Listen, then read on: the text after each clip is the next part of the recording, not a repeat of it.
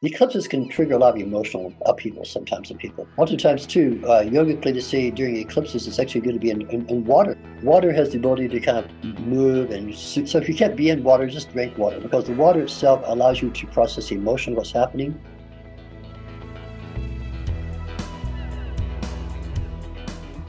So if you're, for example, when you're emotionally upset, in yoga they say just drink 2 glasses of water, because the water helps to clear out the emotions, and the water itself is very fluid. So if you wish to really do it upright, obviously drink water, but also maybe if you can be around water, by the river, by the lake, by the ocean, or even be submerged in water, maybe in a hot tub, your bath, your swimming pool. These tend to help ameliorate that emotional effect of the eclipses. So you could do that. But for me, what I'm offering, what I think is valuable for people, is how do you prepare for it? Just like we're talking now, we're 2 days or so out from the eclipse, 2-3 days from the eclipse. So what can one do to prepare for that? Well, first of all, to really start to try to clear yourself. Sometimes you might want to think about, maybe you want to eat a little lighter. Maybe you want to have more time for just self-reflection. Maybe you want to kind of slow down and take some personal time off just to process in your life. Because it is really asking you to stay still, to stand still for a while, just be still, and to allow things to come up that need to come up, and to be observed and to be neutralized, by meditation. So typically, for example, one of the things I'm doing is the evening before the eclipse, I'm actually doing an online thing to prepare people for, first of all, what is it? Why does it happen? But also, how does it affect them personally? Because people want to know, what's going to happen to me when this happens?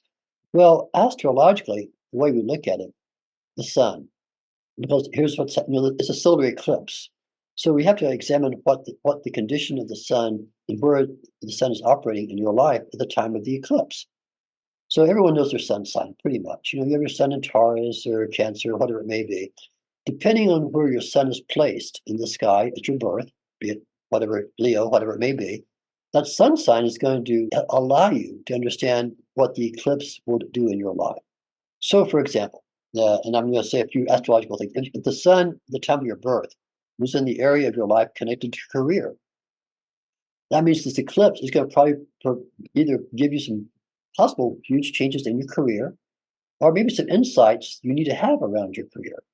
It could also happen in the area of relationships. It could happen in the area of your home, the area of your children, creativity, area of your health.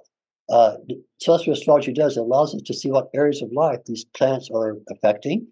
So that's one way an astrologer might help you during the eclipse, or to prepare for the eclipse, would be to give you an insight in your own astrological chart to say, okay, in your chart, the sun is in this area of life. So when the eclipse happens, you might assume, or if you could prepare yourself for that area of life to be really highlighted in some ways.